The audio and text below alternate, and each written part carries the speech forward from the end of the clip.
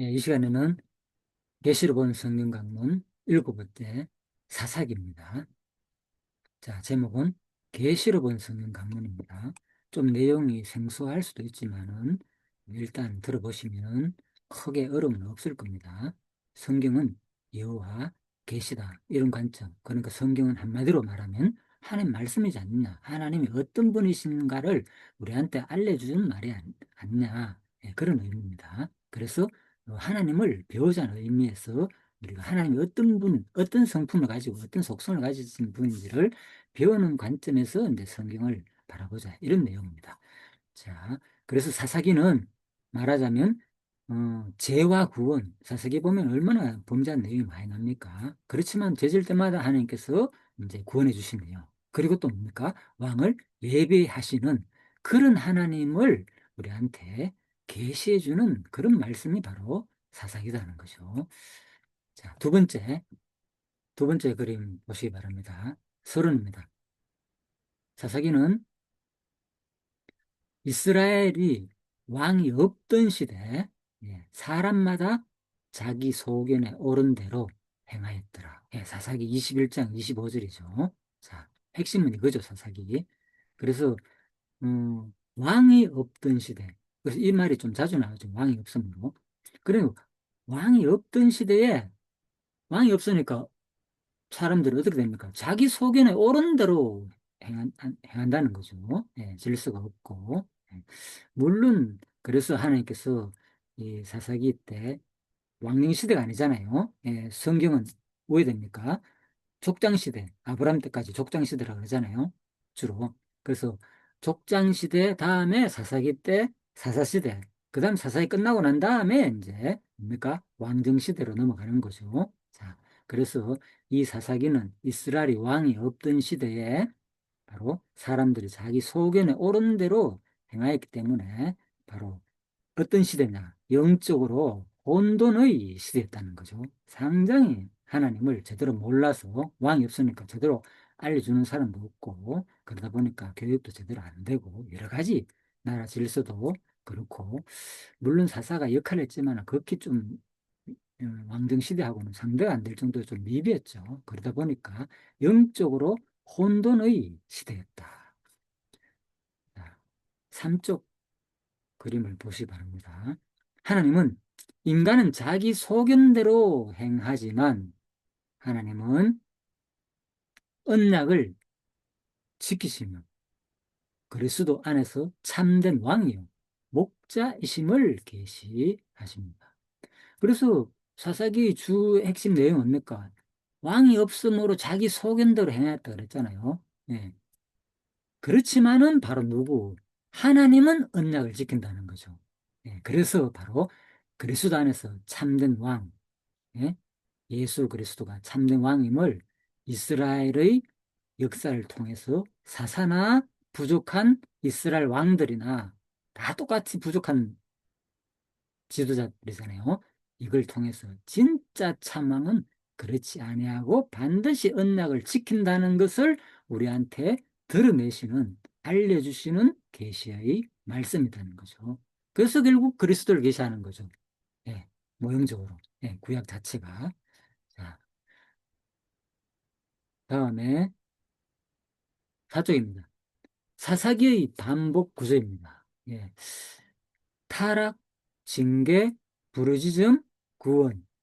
예, 사사기는 계속 이 반복적으로 나옵니다. 그리고 사사들이 계속 나오는데 이 사사들의 모든 내용들은 끊임없이 그죠? 타락하고 인간들이 그죠? 타락하고 그러니까 사사가 와가 구해줄 때에는 뭐 타락은 안 해요. 조금 하나님 찬양하고 살다가 금방 또 타락하게 되는 거죠. 그러면 하나님께서 가만히 안 두고 또 주변에 주변 국가 가나안 주변 국가에 블레셋이나 모압이나 암몬이나 뭐 그죠? 미디안이나 주변에 있는 예? 나라들에 의해 가지고 또 뭡니까 종살이를 몇백 년 동안 하게 하고 몇십 년 동안 하게 하고 이렇게 하는 거예요. 다스림을 받게 하고 조공을 바치고 그죠? 곡식 다 뺏어가고 예? 예, 그래서 바로 특히 뭐 기도원 때 그랬잖아요. 그죠? 기도원이 얼마나 알죠? 막 곡식을 그죠? 몰래 그죠? 숨어가지고 막 예? 하다가 부름받잖아요, 그죠? 자기 집에서. 예, 그래서 몰래 이렇게 곡식을 예, 빠야 되고 이런 참 비참한 왜? 뭐 이런 사람들이 곡식 거둘 때가 되면 와가 다 뺏어가니까 그런 시대 때 하나님께서 이제 사사들을 보내가지고 구원해 준다는 내용입니다. 그래서 타락한 백성들 하나님이 징계하시고 그러니까 또 뭡니까?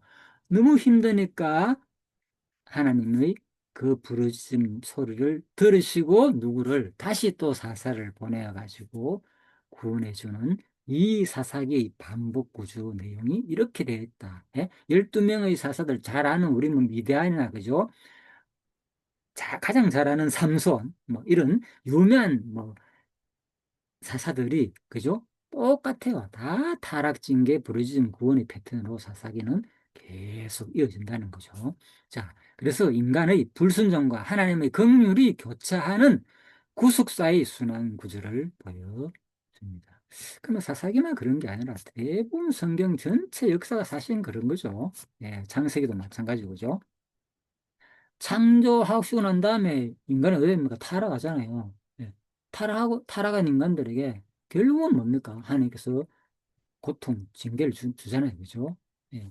그 다음에 또 뭡니까? 결국은 고통 당하니까 인간들은 하나님께 부르짖게 되고 그래서 하나님께서 애굽에서 종살이라는 그 힘든 그들이 노역하는 그 소리를 들으시고 그러면 나오잖아요. 그죠?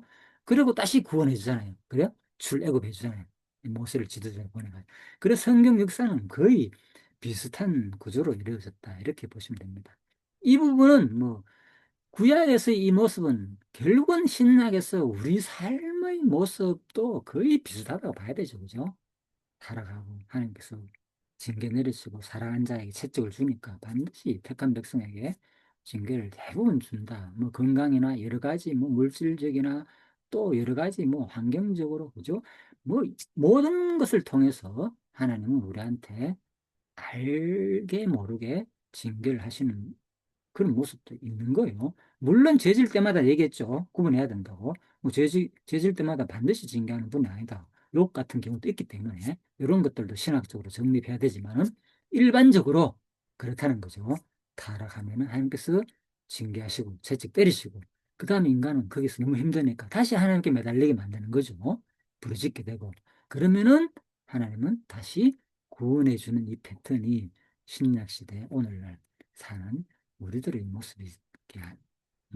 모습이기도 하다는 거죠. 그래서 성경을 배울 때 이것이 그냥, 아, 이스라엘 백성이 뭐, 이런 사람이구나. 이렇게만 보지 말고, 우리들의 모습이다. 이렇게 보시면 되겠습니다.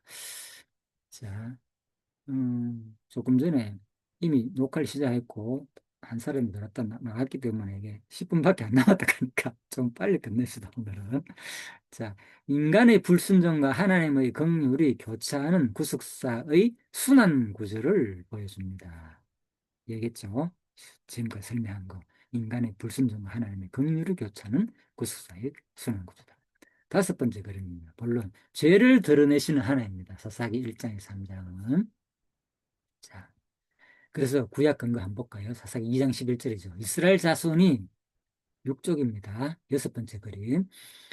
여호와의 목전에 악을 행하여 바알을 섬겼으므로 그렇죠? 그래서 이 부분은 하나님께서 징계하잖아요. 죄 짓는 부분이니까.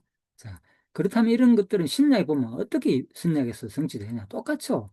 마가복음 2장 21절에서 23절에 의하면은 핵심 내용 이렇습니다. 사람의 속에서 나오는 그것이 사람을 더럽게 하느니라. 예, 결국은 인간은 이렇게 타락했다는 거죠. 신약에서도 우리 마음속에 그죠? 예, 똑같은 우리가 죄를 속에 나오는 죄, 그죠? 겉으로, 그죠? 손 깨끗하게 씻는다 해가지고 그것만 죄가 아니라 진짜 더러운 것은 우리 속에 있다는 거죠. 자, 그래서 구약이나 신약이나 똑같이 우리가 죄 짓고 사는 모습은 여전하다는 거죠. 자, 일곱 번째 거예요. 그래서 하나님은 인간은 자기 소견대로 행하지만 하나님은 죄를 드러내시며 회개의 길을 여시는 거룩의 하나님이심을 우리한테 보여준다는 거죠. 자, 8쪽입니다. 두 번째, 3장에서 16장 부분입니다. 구원을 베푸시는 하나님을 계시되는 거죠. 그런 인간들한테. 그죠? 이제는 구원을 베풀어야 되잖아요. 예? 타락하고 징계를 했지만 하나님은 구원을 베푸시는 하나님이다. 사사기 3장 9절에 보면 그래서 이스라엘 자손이 여호와께 부르짖음에 여호와께서 구원자를 세워 그들을 구원하게 하시니 사사기 반복 구조가 똑같죠. 아까 설명드렸죠. 마태복음 1장 21절입니다. 아들 낳으리니 이름을 예수라 하라. 이는 그가 자기 백성을 그들의 죄에서 구원할지 있습니다. 이것도 뭡니까? 신약시대. 구약시대 이스라엘 백성들 타락할 때 사사를 보내 구원해 준 것은 장차 누가 신약시대 그리스도가 와가지고 우리가 그죠? 결국 우리 죄에서 구원해 줄 내용이라는 것이죠. 그러므로 이런 그리스도를 구원자의 그리스도를 신약에서 계시하시고 또 구약에서도 사사를 보내가 구원하시는 하나님을 계시하시는 내용이 바로 사사기다. 이렇게 보시면 되겠습니다. 자, 10쪽입니다. 하나님은 불순종 가운데서도 은혜로 구원을 베푸시며 그리스도 안에서 완전한 구속의 사사를 이루시는 구원의 하나님이심을 계시하십니다. 지금까지 설명드렸죠. 불순종 가운데서 은혜로 구원하고 그리스도 안에서 또 신약에서 완전한 구속사의 사사를 이루시는 구원의 하나님을 계시한다. 자, 다음 11절 3번 왕을 예비하시는 하나님이다. 그래서 바로 사사기를 통해서 왕을 예비한다는 거죠. 17장에서 21장 부분인데 이런 말이 나온다 그랬죠. 그때 이스라엘의 왕이 없음 사람 각기 자기 소견에 옳은 대로 행하였더라. 사람의 잘못을 드러내는 동시에 뭐를 말합니까? 왕이 없어서 그렇다. 너희들한테 제대로 된 지도자가 없어서 그렇다. 이걸 말해주죠. 그래서 이 부분은 바로 누가 예? 신약 시대에 그가 큰 자가 되고 다윗의 왕위를 하나님께서 그에게 주시리니 그의 나라가 무궁하리라.